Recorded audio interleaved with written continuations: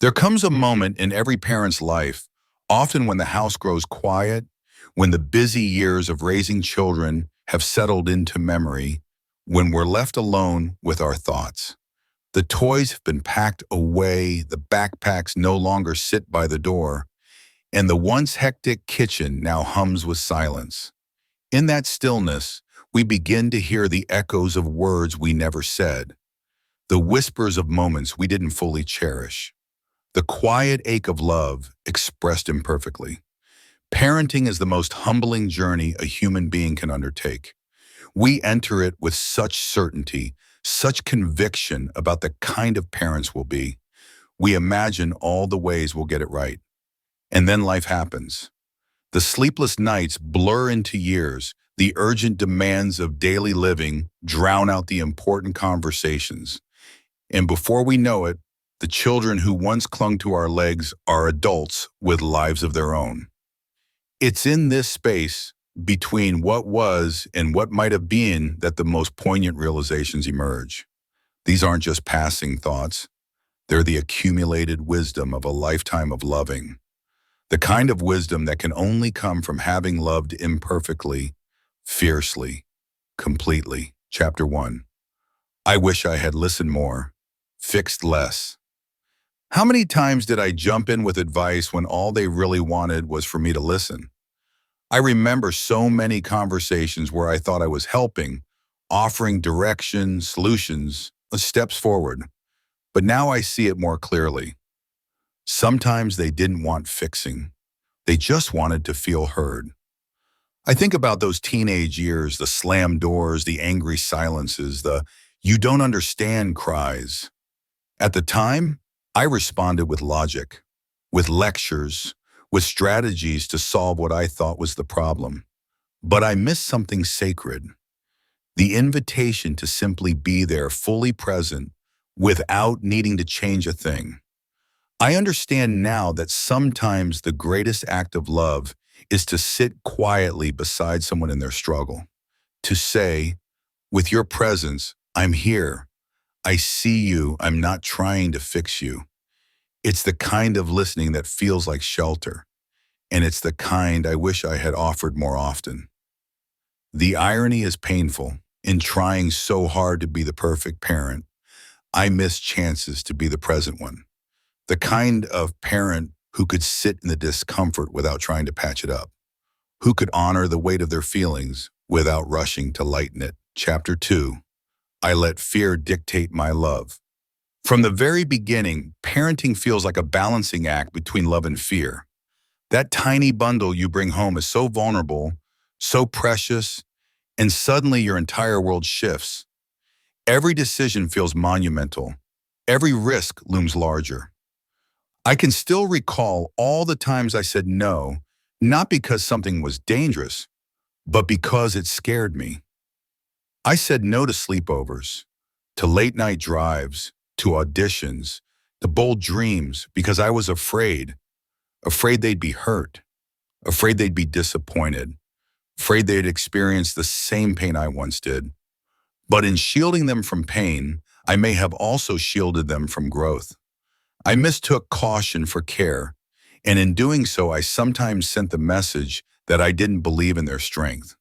There's a sorrow that comes with realizing that love, when shaped by fear, becomes a cage. If I could go back, I'd tell myself, your child doesn't need a fortress. They need wings. Real love doesn't always protect. Sometimes it simply stands back and says, you can do this, and if you fall, I'll be here. Chapter 3, I didn't say I'm proud of you enough. It's a strange thing how deeply we can feel something and still not say it out loud.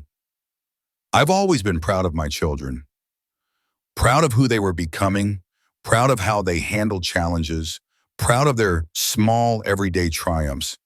But I assumed they knew. I carried my pride like a secret in my chest instead of placing it in their hands. Looking back, I realized how many missed moments there were. Report cards tucked into backpacks, a courageous stand taken among peers, a kind word spoken when no one was watching. I noticed it all. I just didn't always say it. And now I wonder, in the quiet spaces of their lives, did they long to hear it? In moments of doubt, could a few simple words, "I'm proud of you," have made a difference? Our children need our pride spoken out loud, not just when they succeed, but especially when they're struggling. Because that's when they need to know they are already enough, already worthy, already seen. Chapter 4. I put work, worries ahead of moments that mattered. Parenting happens in the margins of life, between deadlines, between commutes, between the endless cycle of chores and bills. And in trying to keep it all together, I often found myself mentally elsewhere when they needed me most. I remember sitting at the dinner table, nodding distractedly as they told me about their day. I remember bedtime stories cut short because I was too tired or too stressed. I remember saying, "Not now, honey," more times than I'd like to admit. And now, from the vantage point of years gone by, I see that those small moments were the big ones. The ordinary afternoons, the lazy Sundays, the questions asked at bedtime, all of it was sacred. And I missed some of it, chasing things that seemed so urgent at the time. What I wouldn't give now for one more messy breakfast, one more curious question, one more request to watch this as they spun in circles or built something out of blocks. If only I had realized the to-do list could wait. Their childhood could not. Chapter 5. I didn't ask for forgiveness when I should have. There's something deeply human and deeply humbling about asking your child for forgiveness. It's not easy. We want to be the safe place, the strong one, the steady guide. Admitting we were wrong feels like cracking that foundation. But I can recall the moments so clearly now when I should have said, "I'm sorry." Times when I was short-tempered, times when I misunderstood, times when I let my own emotions lead and left theirs trailing behind. I told myself they'd forget, that kids are resilient, that love would cover over my mistakes. But the truth is, children don't forget the feeling of not being seen, not being heard, not being acknowledged. What I didn't realize then was that an apology could have been the healing balm. That saying, "I messed up and I'm sorry," wouldn't have diminished me. It would have made me more human, more trustworthy. It's never too late. Even now, years later, I find myself saying it out loud in letters, in prayer, and something in me softens each time because healing, even if late, still matters. Chapter 6. I didn't celebrate their uniqueness enough. I remember the first time I realized my child was nothing like me. It might have been their taste in music, their approach to school, the way they saw the world, completely different from my own. And if I'm honest, there were moments when that scared me. Moments when I tried to gently, or not so gently, nudge them toward what I knew, what I understood, what felt safe to me. Now looking back, I see how much beauty there was in their differences, how their unique way of thinking, their unexpected passions, their refusal to fit into boxes I unconsciously built for them, that was their strength. That was them, and I wish I had celebrated it more. Instead of worrying whether they'd outgrow their quirks, I wish I had told them how much I adored them. Instead of subtly steering them toward more practical paths, I wish I had said, "Your dreams are valid, even if I don't fully understand them." Because love shouldn't come with conditions. Love shouldn't ask someone to be smaller, quieter, or more familiar just to make us comfortable. If I could go back, I'd tell them earlier, louder, more often, "You are magnificent exactly as you are." Chapter 7. I didn't teach them how to love themselves. We teach our children so many things: how to tie their shoes, how to ride a bike, how to study for a test. But the most important lesson, the one that shapes every part of their lives, is the one I fear I neglected: how to truly love themselves. I showed them love through packed lunches and bandaged knees, through late night talks and proud applause at school performances. But did I ever say the words, "You deserve kindness," especially from yourself? Did I model what it looked like to set boundaries, to prioritize well-being, to speak gently to one's own heart?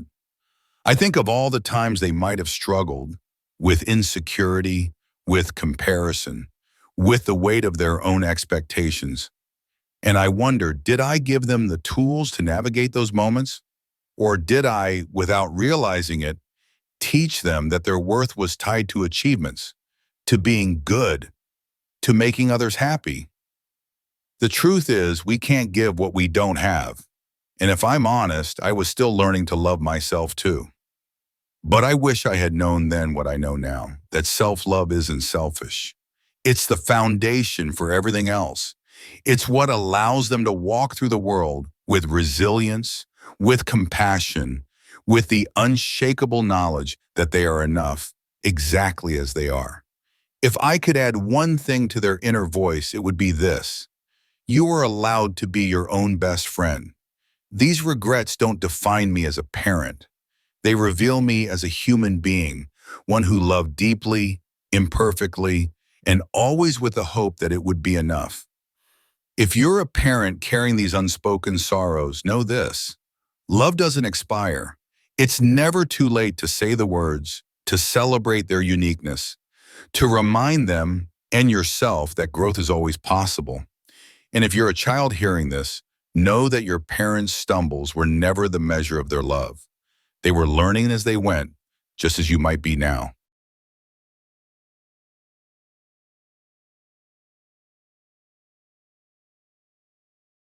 If this spoke to you, I'd love for you to be part of this growing community.